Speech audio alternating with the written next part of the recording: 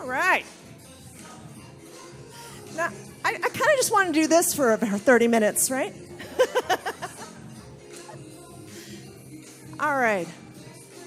We'll wrap it up. Thank you, guys. That's awesome. The blood flowing. Okay. So I'm going to be talking about how to use Facebook ads to get more leads and reach your best prospects. Here's what we're going to cover. I'm going to talk a little bit about Facebook marketing. Then we're going to get into the pixel for tracking and retargeting. And we'll also talk about split testing and all kinds of other good stuff. But before we get into that, I'm going to share a little bit about my story. This was me 10 years ago. I had been laid off from my job. I was broke, scared, drunk, and growing out my facial hair.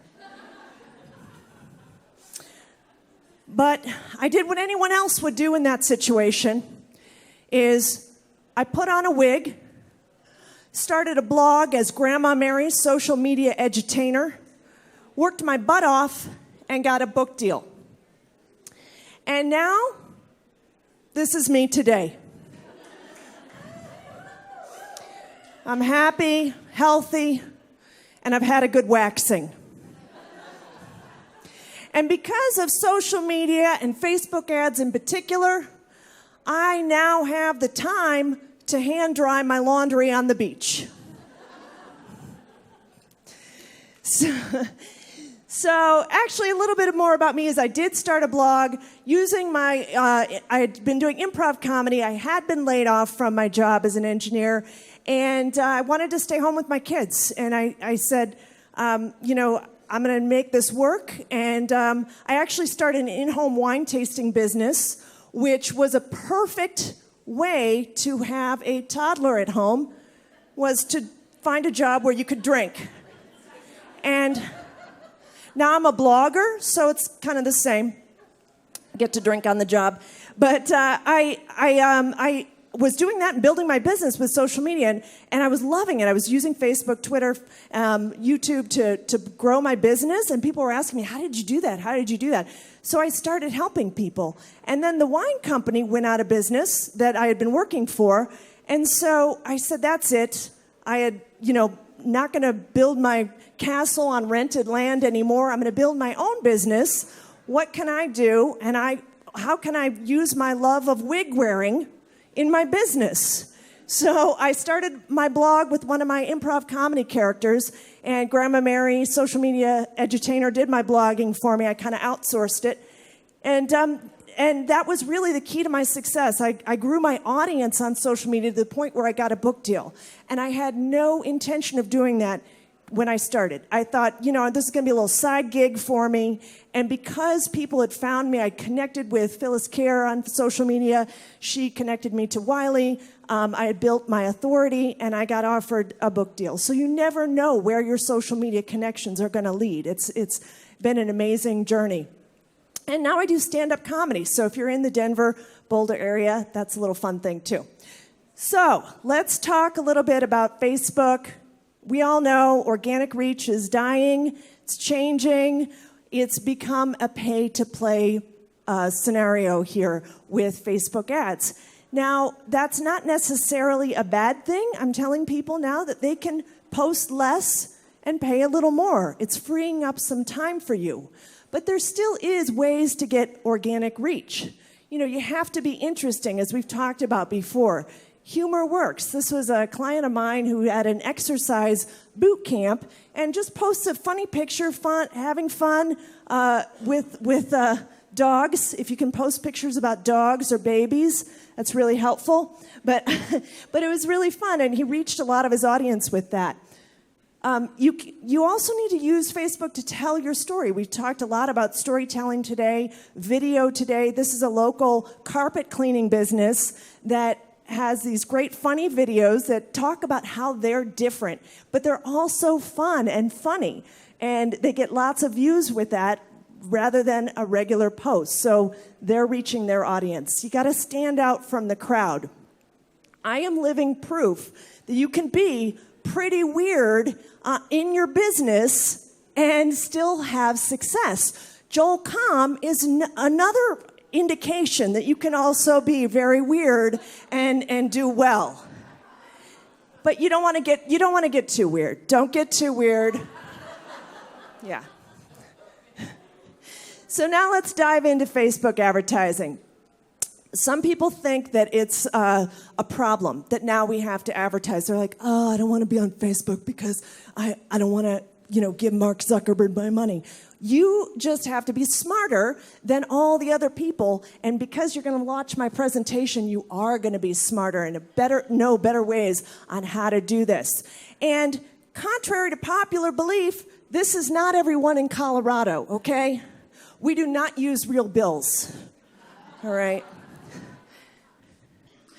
Facebook ads can be highly relevant. You can use Facebook ads to retarget and connect with people who have been to your website. It's like when you go to Amazon, you go look at a pair of pants, that pair of pants follows you all over the internet, and you're like, no, I didn't want that pair of pants, but it's still very effective. That's why people use it. So retargeting is a great tool to help you actually save money. You can reach the people who are most interested in your product or service with your ad. You can also reach people with great targeting. I like jogging. I live in Denver. I saw this rock and roll marathon ad for months until I finally signed up. I saw it a lot. I'm like, okay, fine. Then, of course, I still saw it because they didn't remove the people who had already signed up like you can, but it was effective. So where is Facebook getting all this data from? How can you do this targeting? You can do amazing targeting, like you can target college graduates, people who own a home, people who have an income level of $100,000 and above. And people are like, are people putting that in their profile? Because that's kind of douchey. But no, what they're doing is third-party data is gathering all this information about us. The web is a scary, scary place, people. They know a lot about us, and they're gathering all this information and matching it to our Facebook profiles. And so now you are going to get an ad that could be perfectly targeted to your needs. And that's powerful stuff. Facebook ads versus Google ads are a little bit different. Facebook is targeting based on interests and demographic data. Google ads are targeting based on search words. So you can target buying keywords with Google ads, like people are searching reviews on golf clubs or best tennis racket, and you know that that person might be looking to buy a tennis racket. Where with Facebook ads, you're targeting people who like tennis. You don't know that they just bought a tennis racket or not. Sometimes you can target on behaviors. Facebook does allow you to do that, like people who are likely to buy organic foods. You can target that, but you can't tell if they just bought organic foods yesterday. So let's talk about how you get Facebook or how you get leads with Facebook ads. And this is kind of the general process. Now, it depends a little bit on your lead magnet funnel or how you bring customers into your business. So this may not be necessarily appropriate for you if you're like a realtor or something like that. Maybe people come in through different channels or different ways. But in general, a lot of times it works really well to have some sort of giveaway or freebie or something that you can give to someone in exchange for value, which is their email address. Now, the good thing about retargeting is that sometimes just getting them to your website is enough. Now you've captured that traffic with the Facebook pixel, and you can retarget them. So sometimes you don't even have to worry about getting the email address. You can reconnect with them again through retargeting ads. So you have to start with something good. You know, you can't give away junk, people. Air inflatable jeans, not going to work. If people aren't opting into your offer or buying your stuff already, it might be your offer, your product. So you got to think about it. Nothing is going to save this. No one wants this, okay? So if you're not converting, think about that. So some giveaway ideas. There's lots of different things of value. And here's the cool thing that you can do with Facebook ads is you can test what giveaway gets better results. I do this all the time. Is I say, I'm going to do a webinar, and then I'm going to put that webinar into an ebook and see which one gets better downloads, right? So now the webinar might be $5 a lead. I convert it into an ebook, and really easily through just transcript or some slides or whatever that go into an ebook, and now I'm getting $2.50 per opt-in. You've just cut your conversion cost in half. So test different giveaway ideas. Oops. So here's an example of one of mine, how to set up a Facebook ad. This is a lead page. Is everyone familiar with leadpages.net? Leadpages is a great tool. Another one is Unbounce. If you're not good at setting up these landing pages that are distraction-free, that are kind of optimized to get people over, with like information about what you're giving away and get them connected into your email list, try one of those. You want to map out your funnel and make sure you have everything in place before you start advertising on Facebook. So you're going to think about how someone's going to come through and give you their email address. You're going to have an ad that goes to the website, but one of the most important parts of this is having a thank you page where you're then tracking all the way through. So you have to have that thank you page because you're going to want to track the conversion cost with the Facebook ad. You'll be putting your ad pixel on your website, but you can also track and back up that data with Google Analytics and Google Goals to kind of see exactly what's going on with, make sure Facebook's giving you the right data. They tend to over-report to be a little optimistic on how many conversions they give you. They're a little lean towards the higher conversions. You can also have a multi-stage funnel, which is really cool if you have your e-commerce on your website. So you want to, how many people have a shopping cart that is on their website where they're having people check out? Okay, few of you.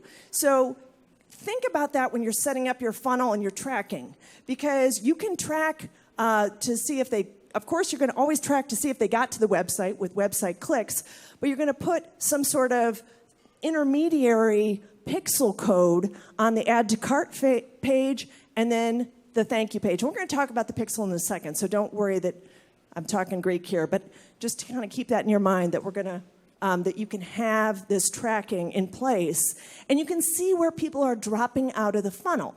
So they're getting through to the add to cart from this ad, but they're not actually buying. What could be the disconnect? Maybe it's your targeting. Maybe it's the promise in the ad. Maybe they're just kind of curious. And you can, if you have enough traffic, you could retarget all the people who put the stuff in the cart. And don't be creepy about it. Don't be like, hey, I saw you in your ad. You're like, hey, I saw you added that to your cart, but you didn't buy it. You want it? Want it? you want to, just be subtle with your message. I think some of that retargeting can be a little creepy. All right, so the other thing that you can do with Facebook, if you don't have a landing page, is you could do a lead generation ad. Now, the benefit of this is that there is no landing page. It all happens on Facebook. It's a 2-click to opt in. And what you'll say is you set up a form on Facebook with lead generation ads that says, I want their name and email, or you could say, I want their name, email, and phone number. And when they click your ad, it looks like a normal ad. They'll have to say, yes, I want to give this person my name, email, and phone number. So again, the less you ask for, the better the conversion rate there. So that's a way to do a different type of ad where you don't have to have a landing page. And it's just 2-click opt-in, and it can be easier for someone to opt in. Now, I've done some of the testing on this, and personally, I don't always find the conversion rates to be better with lead generation ads for me personally. A lot of times I need a landing page to kind of tell a little bit more about what someone's getting. So think about that. If you are going to be advertising to a cold audience, make sure you look at advertising your lead generation offer, your freebie offer. Don't try and sell a cold audience with a high-ticket item unless you really know that audience, or it's some sort of retargeting. If it's just a broad audience where you're picking out terms, don't send your sales message to those people. Send them something for free so they get to know you first. And the thing I like about this is if you have a good enough offer, people are going to share it. So, they're sharing your opt-in, which is so awesome because it's like giving a stack of your flyers away and saying, here, can you share this with all your friends, my marketing message? Would you mind sharing that with all your friends? That's how powerful Facebook ads can be. Facebook ads are one of the cheapest places to advertise on the web right now. So they're really, really powerful. You're going to want to make sure you test different images. This was a client of mine. He had a launch of a new product, but we were giving away all these different little videos, free videos with an downloadable ebook, and we were testing different images. So how many people think that the image with the 3 puppies did better in terms of cost per conversion? How many people think that one did better? Okay, all right. Now, how many people think the green image with the 2 puppies did better? Yeah, see, that's what I would have thought, right? 3 puppies outperformed by or got better conversions of $1 less per conversion. It was converting at around $2.35 per conversion versus like $3.40 per conversion. And so you don't know. And I also he did really well with his ad campaign. What we were doing was giving away these free videos. He used Jeff Walker's launch sequence and had a couple of weeks of promotion, then used his email list to sell his product that he had around natural puppy rearing. And we did retargeting ads for the sales part of that. And he had a 300% return on his investment of Facebook ads. He spent about $4,000, made about $12,000 just on the Facebook ads part of it. So he's going to be looking at spending more next time he launches. And if you can get in the puppy business, I really would recommend that because puppies kill on Facebook. They crush it, man. They really good engagement there. So again, with your sales offer, you're going to do your retargeting. You're going to only use real heavy sales messages to your warm market. And this was an example of I had been to the Wistia page looking at something. I got an ad in my news feed later. I like Galvanize, which is another way of retargeting your warm audience. I like them on Facebook, so they targeted their fans. Time-limited urgency really can help a sales message as well. People always want a good deal. If there's some sort of scarcity to it, that can really help. Coupons or special deals can really help for sales. All right, let's talk about that Facebook pixel and how we're going to rock it. So this is #1 priority before you start advertising. How many of you have the Facebook pixel installed on your website? Okay, awesome. The rest of y'all, you got some homework, okay? Go home and get that pixel installed because it starts gathering traffic from the moment you install it. So you have traffic going to your website that you're losing right now. And so you need to make sure you got that on. So I have more information about how to install it here, and I'm going to run through the steps super quick. But I have a whole blog post on how to install it, but I'm going to go through the steps really fast. So the Pixel basically has 2 jobs. One is to track your page views and conversions.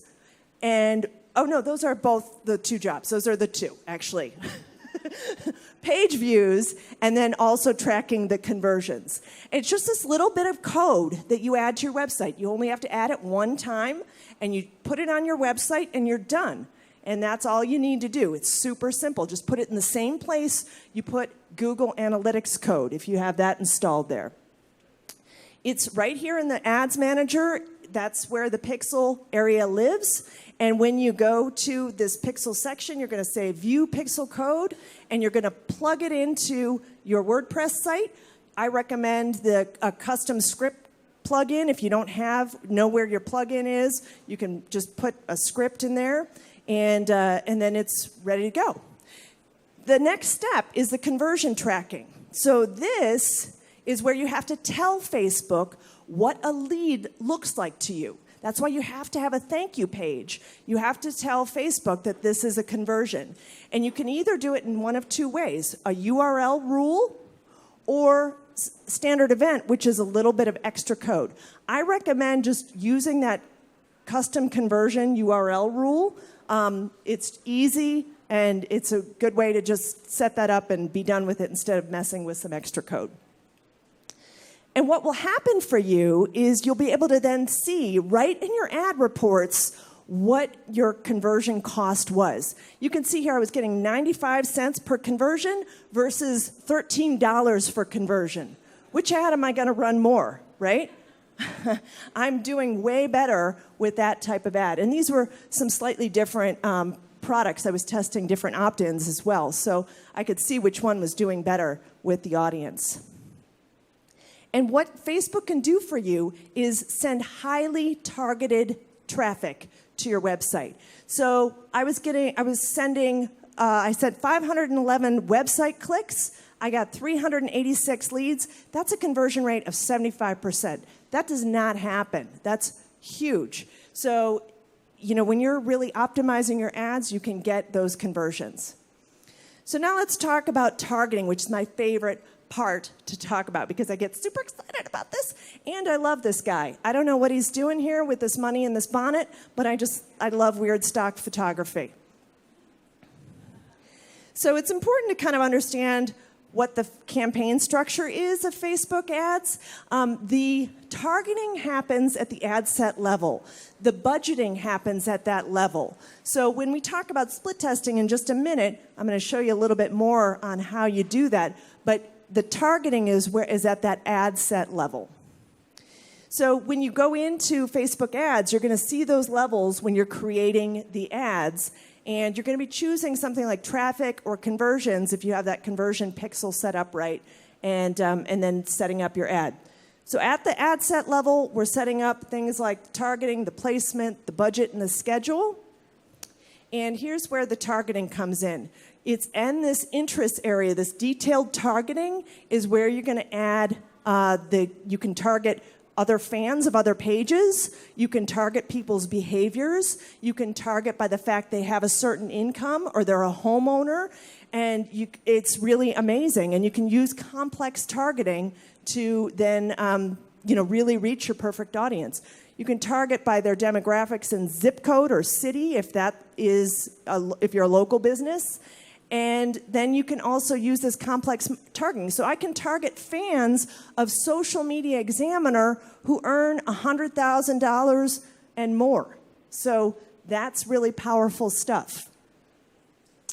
Custom audiences are where your warm market is. And I'm not going to get into that really. I'm just going to show you super quick because it's a very powerful technique with the retargeting, but that's where you can upload your email list and then target those people who are already on your email list, who are your warm connections with a better sales ad.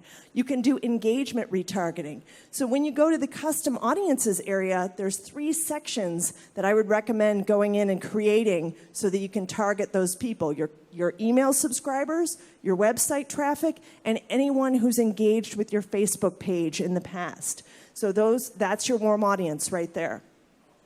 And then to use those audiences in the Facebook ad targeting, you have to then name the audience and select it. So that's going to be some additional targeting you can have in there. So now let's talk about split testing. And if you take nothing else away from my talk today, one is install your pixel. This is number 2 is this dude. Test 2 different ads for the same thing. Just that if you do nothing else, just try 2 different things. A lot of times people say, I'm just going to test this ad. I tried Facebook ads and it didn't work. Well, you tried 1 ad. A lot of times you can save a ton of money by even just testing a different image. So testing, using the ad sets to try different demographics can really help.